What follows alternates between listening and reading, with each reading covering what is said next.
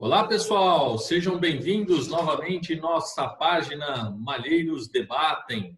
Hoje nós vamos falar do trabalho após a pandemia com o Dr. Jorge Cavalcante Bolsinhas Filho, ele que é diretor-geral da Escola Superior de Advocacia. E em nossa banca de entrevistadores estão o Dr. Renato Malheiros, o Dr. Rodrigo Malheiros e o Dr. Fernando Malheiros, que fará a apresentação do nosso entrevistado de hoje. Por gentileza, doutor Fernando. Boa tarde a todos. Queria agradecer a presença do Dr. Jorge Cavalcante Bolsinhas Filho.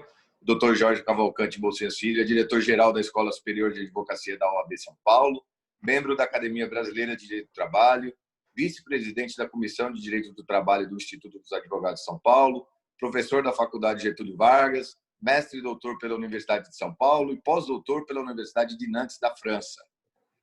Queria agradecer a presença do Dr. Jorge, dizer que acompanho o seu trabalho, você é meu amigo em particular e é uma honra tê-lo aqui no nosso canal. Vou começar fazendo uma primeira pergunta aqui, que é a seguinte: se você acha que após a pandemia os nossos direitos trabalhistas vão ser ainda mais flexibilizados, se vai ter redução de carga horária, se vai ter trabalho intermitente, trabalho informal, teletrabalho. O que você pode dizer sobre esse tema aí para a gente? Muito obrigado, doutor. Eu vou dizer para vocês que há duas formas de encarar a relação de emprego a partir da pandemia. Uma é focar no aspecto econômico futuro, né, e defender mais flexibilização, mais precarização, mais redução de direitos, porque o número de empresas que está fechando é significativamente elevado, né, e a tendência é termos aí uma recessão prolongada até que o Estado consiga equilibrar suas contas e a economia do Brasil volte efetivamente a crescer. Então, assim, essa é uma das possibilidades.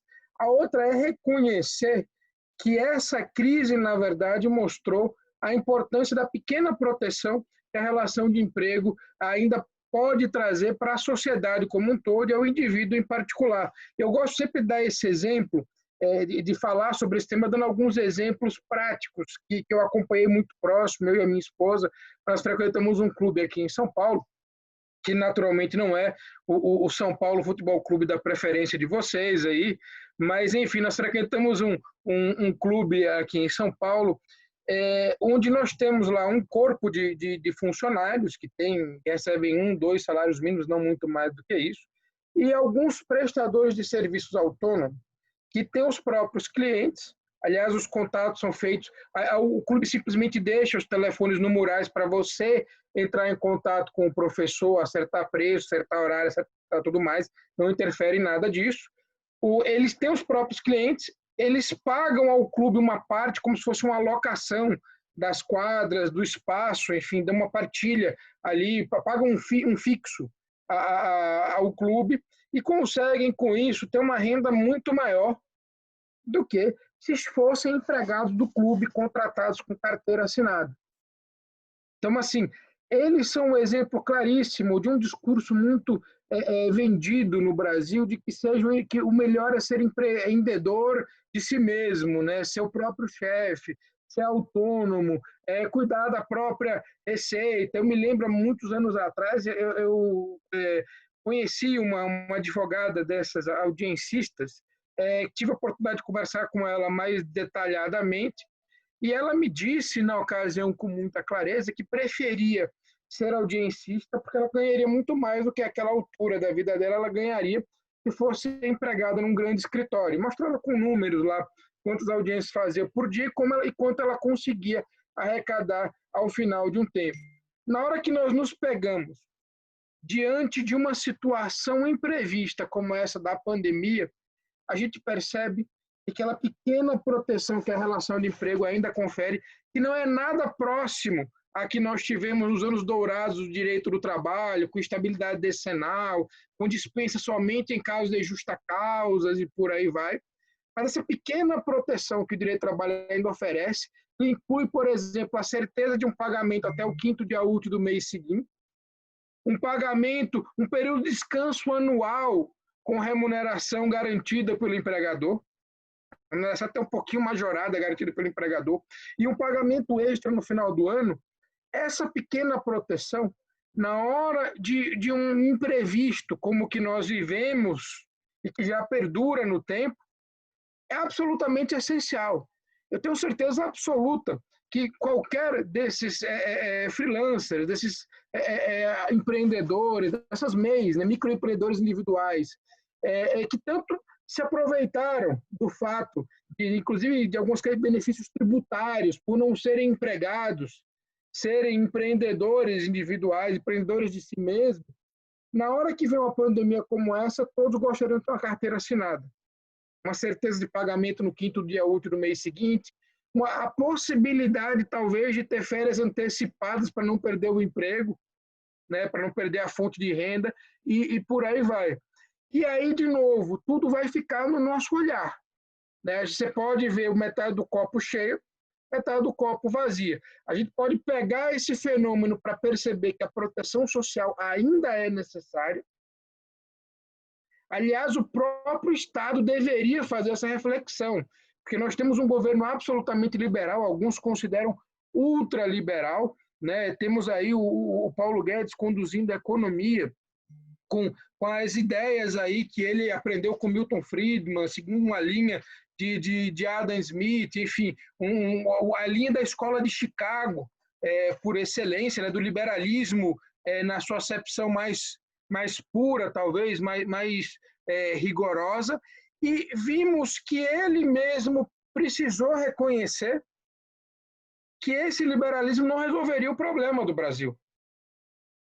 Tanto assim que depois de editar a medida provisória 927, que era absolutamente liberal, e que o Estado apresentava possíveis soluções para empregados e empregadores e dizia, resolvam entre vocês aí, eu não vou arcar com nada, o Estado, poucos dias depois, recua e edita aquela medida provisória 936, onde ele abre os cofres e diz, olha, tá aqui, eu preciso ajudar mesmo, então, assim, vocês reduzam o salário, mas eu ajudo a tentar reduzir um pouco as perdas, quem tiver o contrato suspenso, venha para cá, que eu vou lhe dar exatamente o que você ganharia se fosse mandado embora, é o equivalente ao seguro-desemprego. Enfim, o Estado abre os cofres. Então, assim, não adianta, num país desigual como o nosso, defender essa ideia ultraliberal, sem reconhecer que o Estado precisa participar para tentar ajudar a reequilibrar um desnível tão grande de forças, me parece claramente que a crise ajudou a evidenciar que não é uma solução. Até porque, quando levado ao extremo, o que isso pode fazer, e é o que acabou acontecendo, é trazer uma conta a mais para o Estado. E não se enganem, né? Essa conta não vai ficar só com o Estado. Ela vai voltar para nós de alguma forma, seja talvez um retorno de CPMF para custear esses gastos a mais, seja uma tributação de grandes fortunas, tributação de serviços bancários, ainda não sabemos. Mas, com toda certeza, essa dívida vai ser socializada mais para frente. A maneira é que nós ainda não conseguimos identificar, nós ainda não sabemos, porque estamos no meio do problema, né? Ainda não chegamos na fase dos efeitos desse problema. E uma terceira observação que eu ainda faria para os senhores diz respeito ao tema que era o tema do momento até chegar a pandemia, em matéria de relações de emprego. Os trabalhadores em plataformas digitais. Nós tivemos duas grandes situações que evidenciaram a necessidade de alguma proteção para essas pessoas. Eu não digo que a proteção deva ser a mesma da relação de emprego, não é essa a nossa discussão, a nossa reflexão do momento, embora eu tenha uma opinião em relação a esse tema também, mas que eles de proteção precisam. Porque o que nós vimos durante a pandemia foram duas situações distintas. Daqueles trabalhadores entregadores, que passaram a ter uma demanda muito maior no serviço de delivery, mas que, em contrapartida, estão entre as categorias mais expostas ao vírus e, possivelmente, entre aquelas que talvez, eu não tenho como apresentar isso em dados para vocês, mas possivelmente eu suspeito que estejam outras categorias de mais contaminados e que ajudou também a disseminar entre comunidades próximas ainda mais o vírus, porque estão circulando para todos os lados e viraram absolutamente essenciais nesse momento de pandemia, né, para que nós possamos não sair de casa. Eles estão nas ruas de bicicleta, de moto e por aí vai. E o outro são aqueles trabalhadores em plataformas digitais que tiveram uma redução abrupta na demanda por seus serviços. Por exemplo, o caso muito citado e célebre, o exemplo maior desse tipo de trabalho, que é o condutor do Uber. Então, eu tiro por mim, por exemplo, como eu não dirijo já há algum tempo, né, fiz essa opção, eu uso bastante táxi, Uber, 99 táxi, enfim, esses serviços todos de um modo geral, tá? Dependendo da necessidade e da conveniência do momento. E eu estou 90 dias sem usar nenhum deles. Então, se alguém está perdendo essa demanda, e assim como eu, há muitas outras pessoas. Então, a gente, de modo geral, essa crise veio para evidenciar que o trabalhador de plataforma, não vou discutir se ele é empregado ou não é empregado, mas a gente tem que reconhecer que ele precisa de algum tipo de proteção.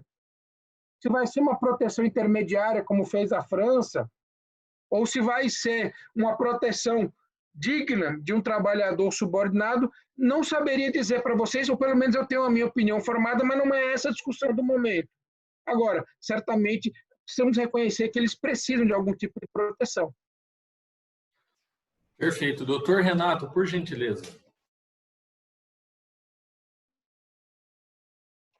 Doutor Jorge, eu tenho, na verdade, um comentário a fazer, que é o que eu vejo também bastante evidente em razão dessa pandemia, é que as pessoas descobriram o trabalho home office, a tecnologia, né? Então, se é que todos voltaremos a trabalhar presencialmente, e eu não estou falando aqui só de escritório de advocacia, estou falando de empresa, estou falando de todos os setores, a gente carece no Brasil de mão de obra especializada, né?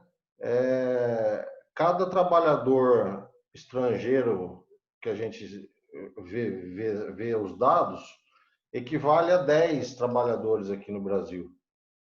E mais esse agravamento da situação, o que o senhor acha com relação ao desemprego? Como que isso vai ficar, né?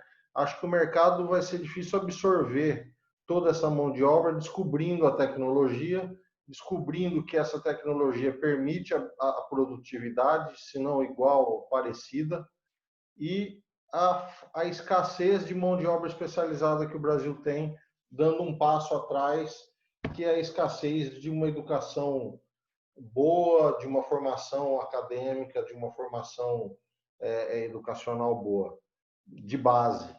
Então, isso me preocupa muito, porque nós já vimos com alto índice de desemprego, vai ficar muito maior, mas eu tenho essa ideia de que quando voltar, a absorção desses desempregados vai ser muito difícil, em razão dessa descoberta nova que a gente teve forçosamente. Esse comentário e essa indagação para o senhor esclarecer. Obrigado. Vamos lá. Eu acho que o teletrabalho veio de fato para ficar. Eu acho que ele vai mudar substancialmente as rotinas de nossa, enquanto advogados, de muitas outras pessoas. Eu acho que, enfim, por exemplo, os webinars vão roubar doravante uma fatia significativa dos antigos eventos e alguém vai perder com isso. Por exemplo, os hotéis que costumavam locar os seus auditórios para fazer congressos presenciais, coisas do gênero, perceberão uma redução nesse tipo de eventos, pelo menos imediatamente após o fim do isolamento social. Acho que muitos serviços adotarão, em definitivo, esse modelo. Acho que muitos trabalhadores se interessaram por ele. Eu confesso a vocês que eu não sou dos que reclamam mais. Eu acho que o tempo que eu perdi de deslocamento, se eu conseguir transformá-lo em atividade produtiva, para mim é um ganho significativo na minha jornada, né? Eu tenho conseguido fazer algumas coisas que nunca me sobrava tempo antes. Talvez justamente pelo teletrabalho, me poupar tanto tempo de deslocamento E o teletrabalho vai impactar muito, por exemplo, o mercado imobiliário, né? Hoje, se quem investiu em fundos imobiliários ou quem fez uma carteira de imóveis, hoje se preocupa exatamente porque é possível que a desocupação aumente, já que a tendência é que quem experimentou e gostou do teletrabalho vai tender a enxugar cada vez mais o espaço onde aloja os trabalhadores e onde ocupa os trabalhadores, mas eu realmente não me preocupa tanto nesse momento a questão do Brasil, por exemplo, exportar teletrabalhadores, né, como fazem alguns outros países, muito antes da pandemia chegar, por algumas razões que eu vou comentar com vocês agora na sequência. Né? Uma, eu acho que o setor que é mais propenso a migrar para o teletrabalho é indiscutivelmente o de serviços. Tá? As indústrias, em geral, ou automatizam ou mantém empregado pessoa física no local. É difícil imaginar teletrabalho na indústria, a não ser em situações periféricas da atuação. Tá? Então, assim, acaba sendo um setor terciário, de um modo geral, que possibilita ter uma situação de teletrabalho muito mais intensa. Call centers, enfim, lojas que cada vez mais vão migrar para plataformas virtuais e por aí vai. Agora, do ponto de vista desses serviços, né, no Brasil a gente talvez não sinta com tanto impacto quanto em outros países que têm, por exemplo, uma língua mais mundialmente difundida, como o espanhol ou o inglês. Por quê? Porque migrar do Brasil para um outro país com menos direitos trabalhistas, para, por exemplo, transferir um setor de call center, e faço esse exemplo aqui por conta daquele filme Quem Quer Ser um Milionário, que é o filme de 2006, 2007, que explora exatamente essa questão, vai sair do Brasil para Angola, para Moçambique, tá? Para pouquíssimos outros países, né? Ou para Portugal, que é mais caro, não faz nem sentido que seja esse o fenômeno migratório. E o nosso português, inclusive, é muito distinto do da África. Aliás, o dele se assemelha muito mais, tanto o sotaque quanto as expressões idiomáticas ao de Portugal, da metrópole, do que ao nosso, que somos uma outra colônia com uma realidade aparentemente muito distinta. Então, assim, de todas as preocupações que eu tenho em torno do crescimento do desemprego, essa não é uma delas. Eu acho que o grande problema do desemprego no Brasil é que a gente vai sair diminuído enquanto país dessa crise pandêmica. Tá? A gente vai sair, de uma certa maneira, isolado do mundo, né? com uma visão muito negativa a nível global, que a gente já vinha construindo com os problemas ambientais, com algumas discussões acerca do nosso próprio regime democrático, agora com piadas e críticas em relação ao nosso principal parceiro comercial, né?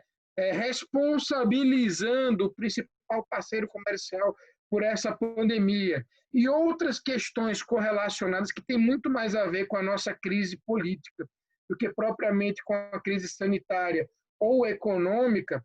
Eu acho que o efeito disso na economia vai ser muito mais devastador. Tá? O Brasil realmente não conseguiu aprender a lição dos seus próprios erros, e de erros relativamente recentes até. Né? Quando em 2017 fizeram a reforma trabalhista prometendo criar ali 6 milhões de empregos em 10 anos, fizeram essa promessa com base numa expectativa de que a reforma na legislação atrairia investimento estrangeiro. Só esqueceram de um detalhe, né? Ninguém investe em empregados, né, na contratação de empregados, porque está barato. Não é como um relógio de marca, uma bolsa feminina, um sapato ou um carro, que às vezes você nem precisa, mas se está barato, você vai lá e compra.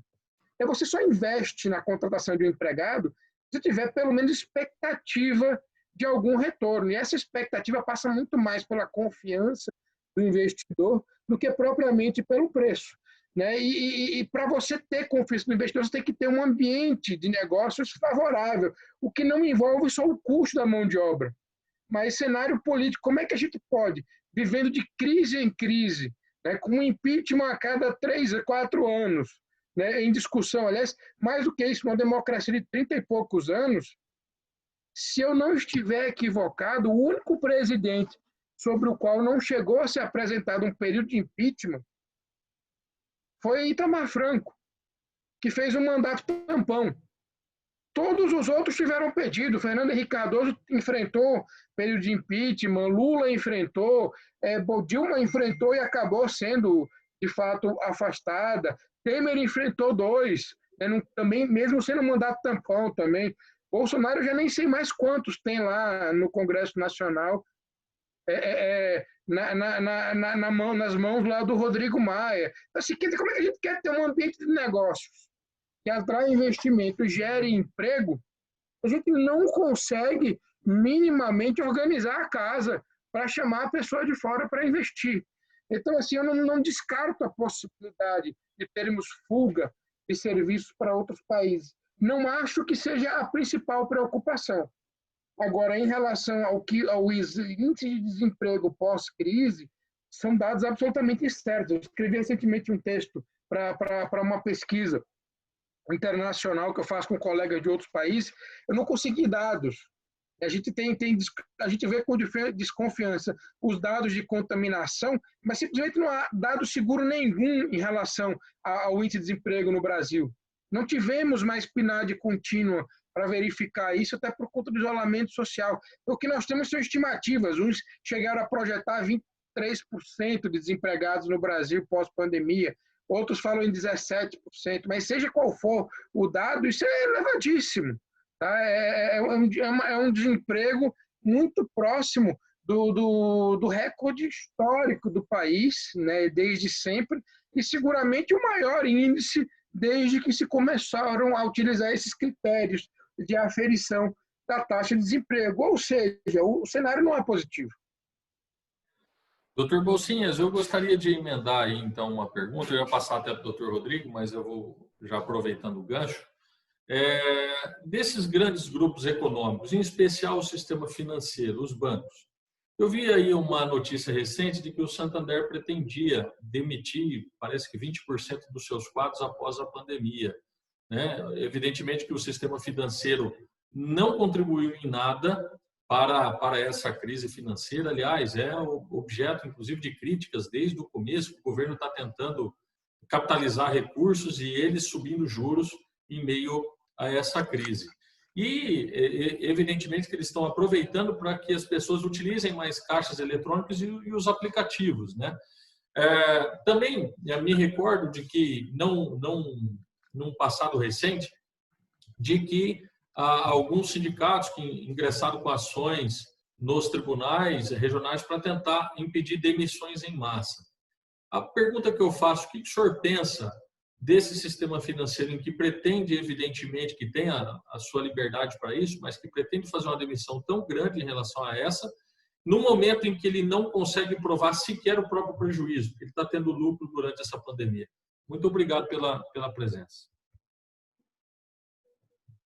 Essa é uma crítica do ponto de vista sociológico muito dura, né? Você pode criticar do ponto de vista... E aí tem 2 lados a analisar a questão, né? O sistema financeiro... Então, para uma das perspectivas, de novo, você vai ter que reconhecer que dentro daquele ditado que diz enquanto alguns choram, outros vendem lenço, né?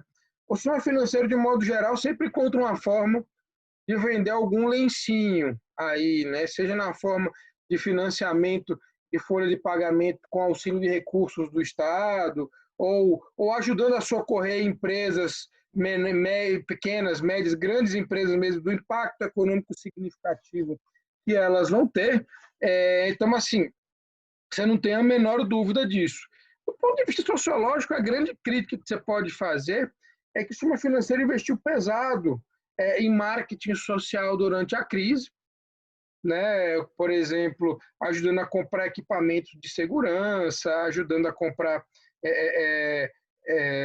a construir hospitais, enfim, realmente foram um dos grandes doadores do sistema de saúde, você não tem a menor dúvida disso, mas agem de uma forma um tanto quanto contraditória nesse aspecto. Se logo após a crise passar, deixam sem emprego, sem recursos, uma quantidade significativa de pessoas a partir de uma lógica exclusivamente mercadológica, sem a mesma preocupação social que eles manifestaram durante o período de crise. Mas a grande questão que eu quero e acho que a gente precisa efetivamente refletir, mais do que qualquer coisa, é que o sistema financeiro é iniciativa privada.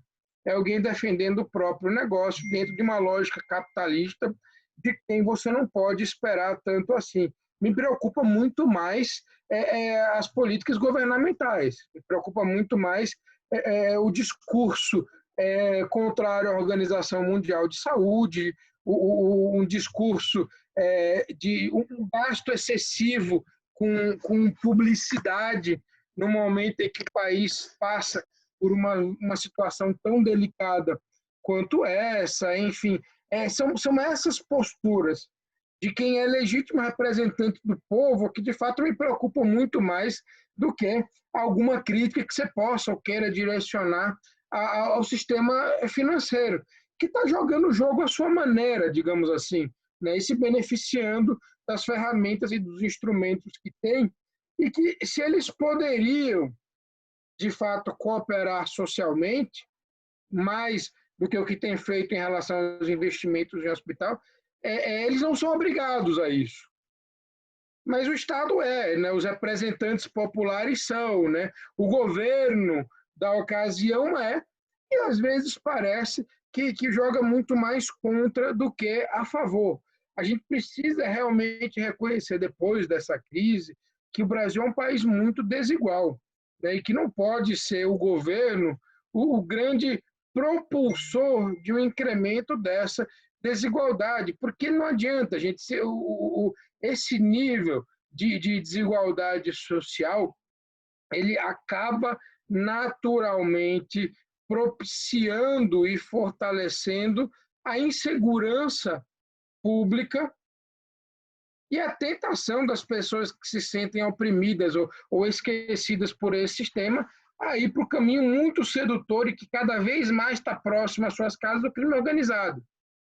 Então, assim, eu censuraria muito mais o papel, né, do governo, de um modo geral, sem citar nenhuma das unidades da federação, mas como um todo, do que propriamente o dos autores privados, que de fato estão talvez sem consciência social. Essa crítica ela é absolutamente legítima, mas jogando o jogo à sua maneira. Perfeito. Doutor Rodrigo, por gentileza. Tudo bom, Jorge? Obrigado novamente por ter aceito o convite do nosso canal. Ouvindo a tua explanação até agora, duas coisas me chamam um pouco a atenção. Primeiro, acho que enquanto a gente falava, saiu aqui há pouco tempo, há poucos minutos, o número do desemprego, tá? 28 milhões, de acordo com o IBGE. Tivemos um incremento aí de 18 milhões. Esse número é referente a maio, então é um número acima até do que o acima mercado... das projeções, né? Acima das projeções todas. Acima das projeções. Indicavam 23 ou 24 milhões, o número veio 28, né? Veio também, a semana passada, o número de desemprego nos Estados Unidos. E lá nós tivemos, de acordo com os índices oficiais, né, de cada país, exatamente o inverso. A projeção indicava um aumento expressivo no desemprego e nós tivemos até um incremento no número de vagas. A ponderação que se faz imediatamente após esses dois números é a questão da formalidade versus informalidade, né? Nós tivemos um incremento enorme da informalidade aqui no Brasil nesses últimos meses de pandemia, e nos Estados Unidos, até por não existir a formalidade que existe aqui, as vagas acabaram sendo agregadas da maneira como ou boa parte dos estados americanos entende como formal. Então, eu acho um pouco essas duas questões. Mas tem uma questão específica que é o pós-pandemia. Eu estava ouvindo o rádio hoje, na Band News, inclusive, e foi feita uma indagação para um dos analistas lá, durante o horário do almoço, me parece. Uma lanchonete que viu quintuplicar o número de deliveries dessa lanchonete, né? Aí nós vamos saber por que os iFoods e os Raps, os entregadores cresceram tanto. A ponto dela estar perguntando para o analista político que ela pretende, na retomada da atividade, encerrar o balcão.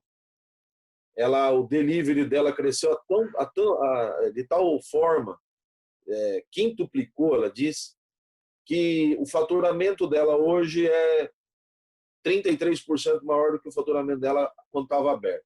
E ela pretende, com a volta, encerrar o balcão. E o cara ponderou, e eu fiz a ponderação também, que não dá para a gente imaginar que esse delivery, que quintuplicou, continue quintuplicado quando o restaurante abrir o balcão novamente. O que significa também que esse número de entregadores no pós-pandemia vai diminuir sensivelmente, né? Claro que a gente ampliou esse contingente, mas esse contingente vai de alguma forma retrair. O balcão vai voltar a funcionar, o delivery diminui. Aí nós vamos ter a segunda onda de desemprego, que é a onda do desemprego do informal. O cara migrou do formal para o informal, quer dizer, migrou, né? É o que ele tinha. Agora, com a... Rodrigo, cortou o seu microfone. Cortou seu microfone. Voltou? Voltou? Agora sim. Voltou? Voltou. Não, eu estava dizendo assim, que eu imagino que agora a gente tem uma nova onda de desemprego no segundo momento. Que com a retomada de balcão, retomada do comércio, o delivery vai diminuir. Não a ponto de voltar ao que era, mas vai diminuir. O que fazer com essa segunda nova onda? Ou se a gente está preparado para isso também. Quer dizer, o delivery hoje acomoda muita gente, mas muita gente vai ter que procurar outra coisa para fazer a partir do momento que for retomado o comércio. Você já pensou por esse lado aí também, Bolsinhas? Obrigado novamente pela presença.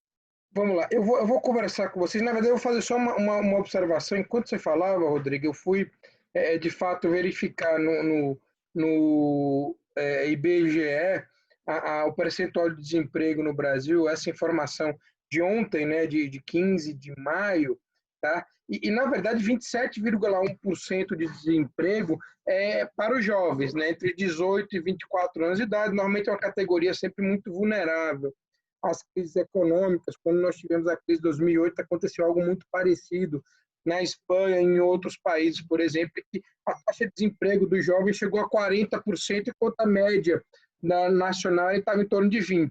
Agora, a média geral do Brasil ainda está em 12,2%. Eu tive a curiosidade de olhar, e a preocupação efetivamente de olhar, porque 25% de desemprego num país como o nosso é guerra civil, né? Por isso que a minha preocupação foi tão grande que eu fui conferir realmente o dado e dar uma olhada aí. Mas você tocou num ponto muito interessante, né? Às vezes existe os postos de trabalho que são eliminados, existem os postos de trabalho que se transformam e existem postos de trabalho que são criados de forma efêmera, que é o que a gente está vendo aí com essas oportunidades para os entregadores, tá? Que são atividades, você tem toda a razão, vai haver uma redução no futuro e quem não conseguir se readequar em outra função vai ter problemas muito sérios em relação ao futuro da sua atividade. Você diminui muito o número de entregadores efetivamente a partir do momento que as pessoas puderem voltar a sair, né? Enfim, acho que vai existir, inclusive, um primeiro momento em que a demanda dos restaurantes, dos eventos, das festas, vai aumentar significativamente, que vai estar todo mundo desesperado por fazer, ou com saudade das atividades e querendo sair de casa a qualquer custo, né? Sem querer. Vai ter gente que nunca mais vai comer em casa, né? Ou vai passar um bom período aí, pelo menos sem fazer as suas refeições dentro de casa. O que vai depender é de que maneira o mercado vai ser capaz de absorver essas pessoas em outras funções. E aí essa criação de postos, essa redistribuição, essa reengenharia econômica para absorver toda essa mão de obra é que é algo absolutamente muito incerto, né? Se já foi dito que no Brasil até o passado era incerto, né? Hoje mais que nunca a gente tem um futuro muito difícil de predizer, de antecipar, de projetar, sobretudo em relação aos índices de desemprego e de informalidade. Agora, em relação a esses números todos também que a gente discute, existe uma questão que é realmente significativa e é preciso esclarecer em relação aos nossos dados, né? Antes mesmo da pandemia, né, a nossa expectativa em relação às pessoas fora do mercado formal de trabalho era que a projeção era muito maior do que os dados oficiais. Porque o desemprego no Brasil não é medido pelo número de pessoas que não têm carteira assinada. É medido pelo número de pessoas que vai à agência de procura de emprego em busca de recolocação. Então, o sujeito que está fazendo bico informal, trabalhando em plataforma digital, sem carteira assinada, mas que já não procura mais emprego nessas agências, ele não entra para a estatística. E agora a gente tem um número real muito interessante, talvez dê uma ideia da dimensão do Doutor Jorge, o senhor só me permite só claro. Por conta de gravação até, se o senhor conseguir virar o computador um pouquinho para cá, porque a luz do sol, eu acho que está atrapalhando a sua visão. Sim, está ótimo. Obrigado. Porque assim eu acho que fica escuro, né? Me desculpe a interrupção. Mas, enfim, como eu comentava com vocês, a utilização, os dados que a gente utiliza são a partir das pessoas que procuram emprego. Então, de repente, quando essas pessoas ficam impossibilitadas de trabalhar via plataforma digital, por exemplo, o exemplo que eu dei para vocês do condutor de Uber, e voltam a buscar algum trabalho formal, eles entram para a estatística também. E, na verdade, a procura pelo auxílio emergencial desvinculado da relação de emprego, talvez sirva hoje para nós como um termômetro efetivo do que é o problema social no Brasil, levando em consideração não só as pessoas que são consideradas desempregadas, mas também aquelas que estão em algum tipo de trabalho informal e que precisam, por exemplo, desse tipo de benefício assistencial num momento de crise como esse. Ótimo, maravilha, doutor Jorge Cavalcante Bolsinhas Filho. Doutor Jorge, eu sei que o adiantado da hora, o doutor Jorge tem outro compromisso. O Rodrigo acho que está com um probleminha na câmera dele aí também agora. Essas coisas acontecem só quando é gravado. Ao vivo seria até pior. Doutor Jorge, eu gostaria de agradecer demais a tua participação aqui em nosso canal, tá? Você é uma referência no direito do trabalho. Tenho certeza que a Escola Superior de Advocacia está muito bem servida com a presença do senhor na direção geral, né? E que esperamos o senhor para novas aulas aqui, para novos debates, porque de fato foi muito enriquecedor, tá bem? Eu gostaria de passar para o doutor Renato, para o doutor Fernando e para o doutor Rodrigo os seus agradecimentos finais, por gentileza. Jorge, muito obrigado pelos esclarecimentos, pela sua disponibilidade em falar com a gente e foi muito enriquecedor. Muito obrigado mesmo.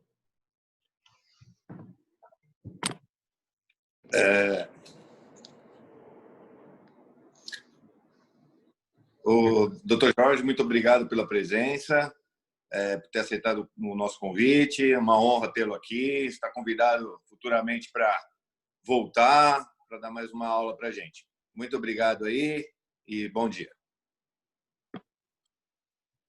Obrigado, Jorge.